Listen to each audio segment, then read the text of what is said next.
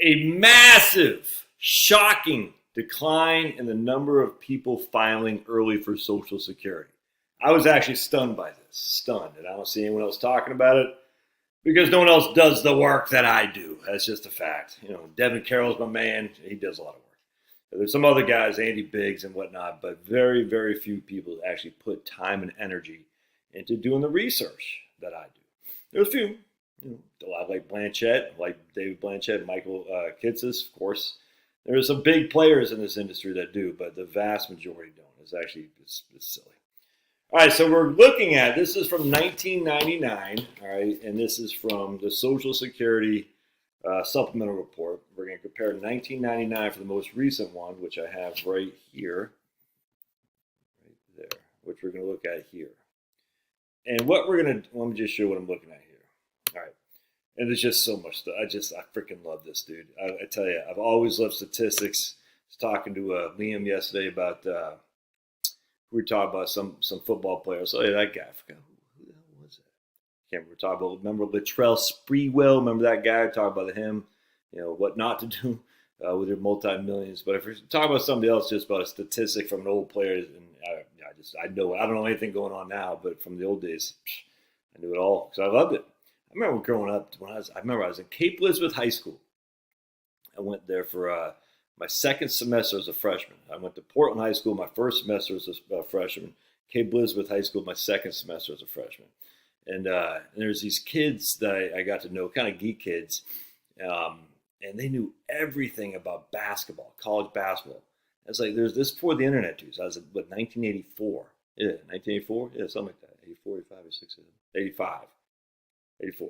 Anyway, one of those years. And I'll never forget, I was like, how do you guys know this? Like, they knew, like, you know, freaking Michigan State, you know, second string point guard. I was like, because this is before the internet.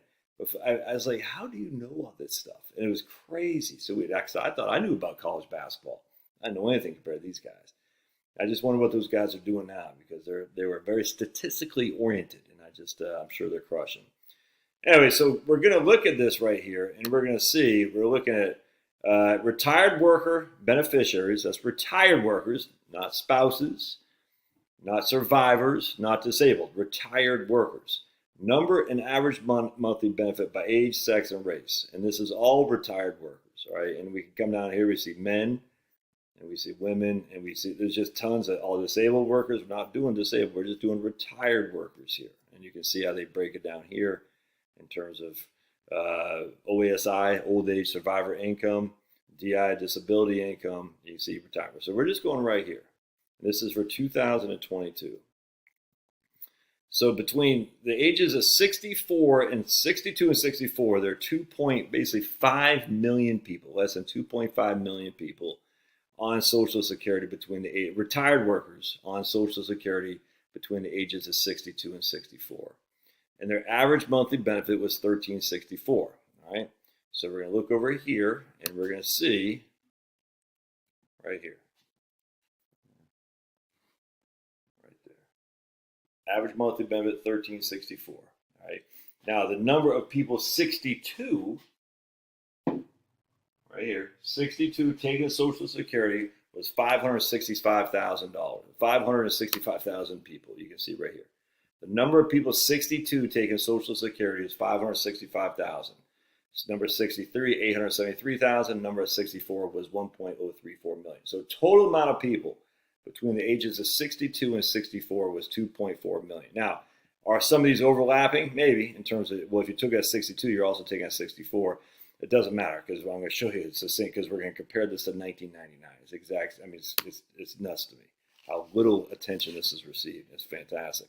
So even if you only want to look at 62 years old, we still see 565,000 people at the age of 62 filed for Social Security.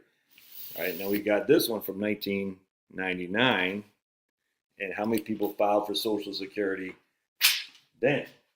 682,000 at the age of 62 filed for Social Security.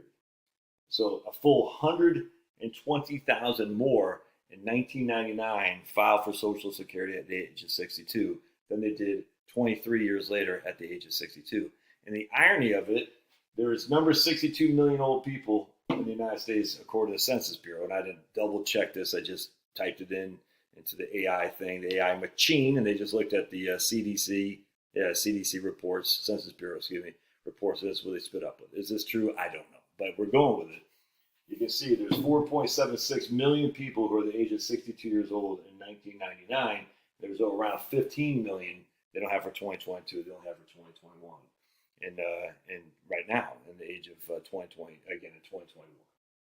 So we have 100,000 more people taking Social Security at the age of 62 in 1999, even though there's 3 times the population in 2022 than there was in 1999.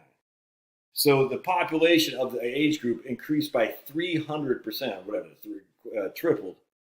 And yet the number of people taking at 62 declined over 100,000. It's insane. Again, population tripled, number of people actually taking it dropped by, what's that, about 15% or so. That's freaking nuts. The total number of people ages 62 and 64, 2.481 million in 1999. In 2022, again, was a huge more population, was 2.473 million. The average benefit in 1999 for this group of people, 62 to 64, was $717.